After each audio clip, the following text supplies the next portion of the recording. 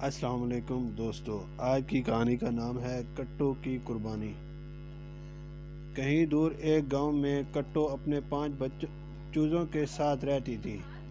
وہ بہت ہنسی خوشی رہا کرتے تھے۔ کٹو کے سب بچے ہی بہت شرارتی تھے۔ وہ کبھی ادھر تو کبھی ادھر کھیل رہے ہوتے تھے۔ کٹو ان کا بہت خیال رکھتی تھی۔ وہ جب بھی کھانے کی تلاش میں جاتی اپنے بچوں کو گھر چھوڑ جاتی تھی۔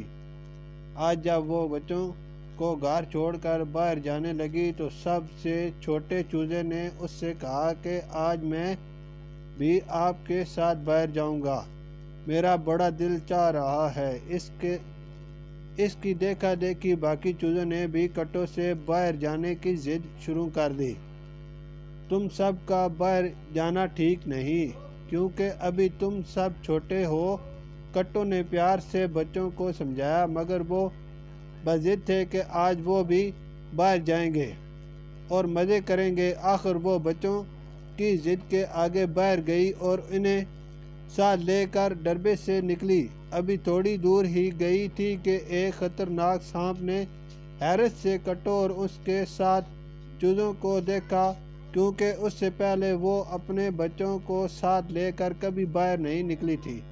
چنانچہ سانپ نے ان کا پیچھا کرنا شروع کر دیا۔ ایک جگہ کٹو کو دانے نظر آئے تو اس نے وہ دانے جمع کرنا شروع کر دیے اور بچے کھیلنے لگے۔ سانپ نے سب سے چھوٹے بچے سے کہا، ننھے چوزے تم بہت خوبصورت، بہت پیارے ہو، میرے پاس آؤ، ہم مل کر کھیلتے ہیں۔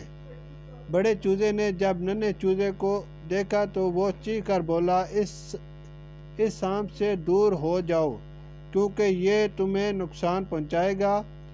ننھا چوزا ڈر کے مارے ماں کے پروں میں چھپ گیا اور سانپ کو دیکھ کر باقی چوزے بھی ماں کے پروں میں چھپ گئے۔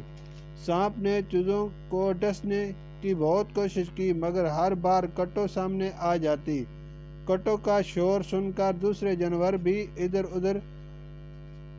ادھر آ گئے، جنہیں دیکھ کر سانپ بھاگ گیا۔ سانپ کے ڈسنے کی وجہ سے کٹو کی جان چلی گئی، مگر اس نے مرتے مرتے بھی 5 بچوں کو پروں میں چھپا کر رکھا۔ ماں کا یہ اصرار اور یہ پیار دیکھ کر وہاں موجود جانوروں کی آنکھیں گیلی ہو گئیں۔ سچ ہے، ماں اپنے بچوں کی زندگی کی خاطر اپنی جان قربان کر سکتی ہے، اور جب تک ماں زندہ ہو اس کے بچوں کو کوئی نقصان نہیں پہنچا سکتا۔ ماں اس دنیا کی سب سے بڑی نعمت ہے۔